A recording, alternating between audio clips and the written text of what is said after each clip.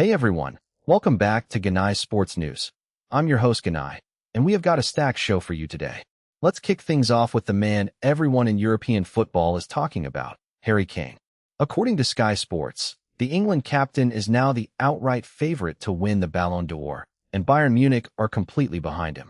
Sky Sports reporters spent the past week at Bayern speaking to key figures inside the club, including Kane himself, and the message was crystal clear. Clinching this award matters just as much to the club as it does to the player. Senior figures at the Allianz Arena apparently believe this could be transformational, both for Kane's legacy and for Bayern's standing in the global game. And it's easy to see why the buzz is building. Sky Sports Euro Debrief also confirmed that Kane has already been lifting silverware this season, with Bayern getting off to a flyer, and new Barcelona signing Anthony Gordon even grabbing a couple of assists on his debut. But make no mistake, right now, the football world is squarely focused on whether Harry Kane can finally get his hands on that golden ball. After years of coming close to the biggest honors in club football, it really does feel like this could be his year. Now staying in the Premier League, and there are some pretty spicy takes flying around this morning. Sky Sports pundit and Manchester United legend Gary Neville has come out swinging, saying that both Liverpool and Manchester City are nowhere near the level needed to win the Premier League title this season. He's been pretty direct about it, suggesting that Arsenal are setting the standard right now, and that their rivals are still a significant step behind. Now, coming from a man who spent his entire career at United, you might raise an eyebrow, but Neville does know a thing or two about title races, and pundits across the board seem to be taking his assessment seriously.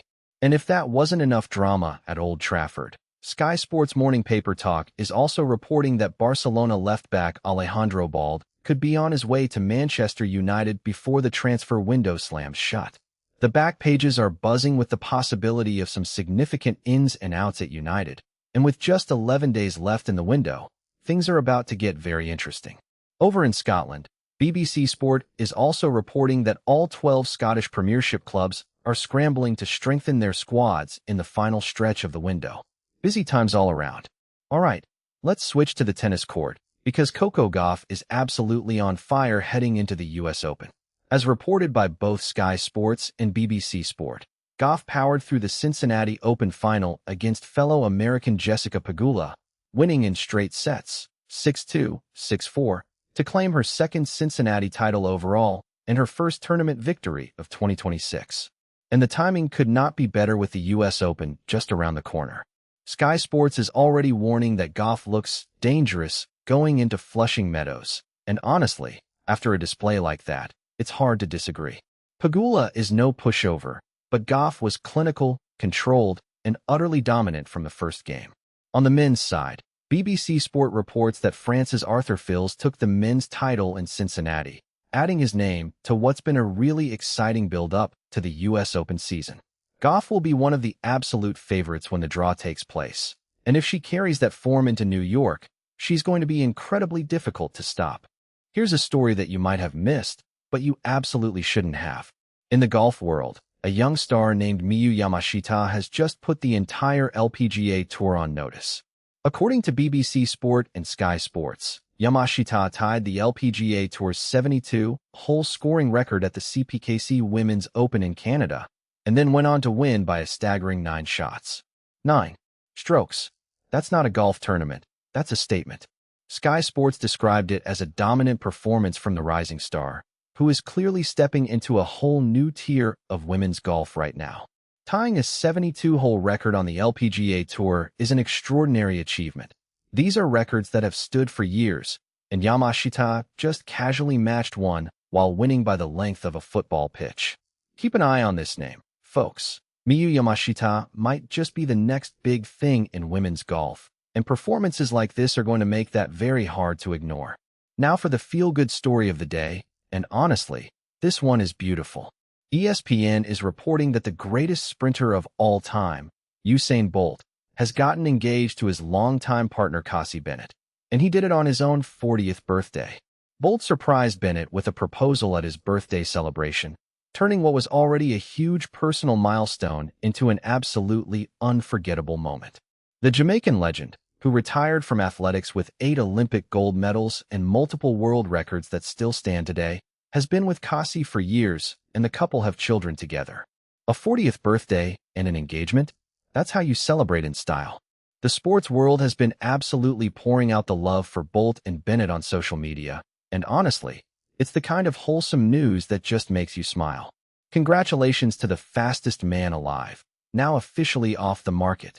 Lightning doesn't just strike once, it seems. Switching to American football, an NFL preseason Week 2 has delivered plenty of storylines, and not all of them good. ESPN is reporting some concerning injury news out of Las Vegas, where Raiders running back Jeanty had to be helped off the practice field on Sunday after suffering what sources believe is a sprained ankle.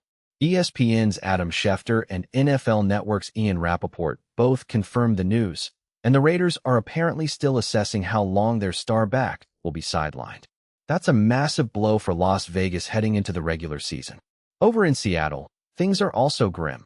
ESPN reports that Seahawks rookie safety Bud Clark broke his right ankle in Sunday night's preseason loss to the Tennessee Titans, 19-16.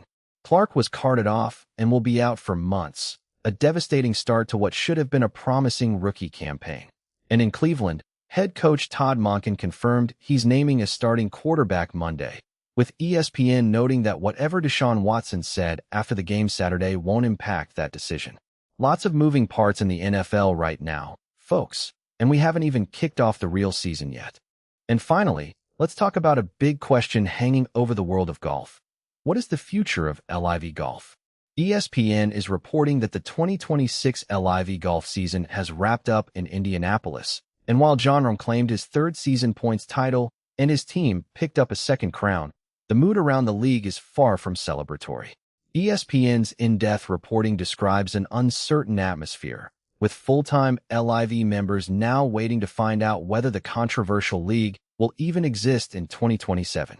While there are apparently plans being developed for new financing, nothing is confirmed, and the future of the breakaway league remains very much up in the air. ESPN also quotes players summing up the whole situation pretty bluntly: "It's just golf," which says a lot about the vibe around the season finale. For a league that launched with so much noise and controversy just a few years ago, the prospect of a quiet ending would be quite something. We'll be keeping a close eye on this one as more details emerge. And that wraps up today's show. If you enjoyed this episode of Genai Sports News, smash that like button, subscribe if you haven't already, and ring that notification bell so you never miss a story. I'll see you next time. Take care, everyone.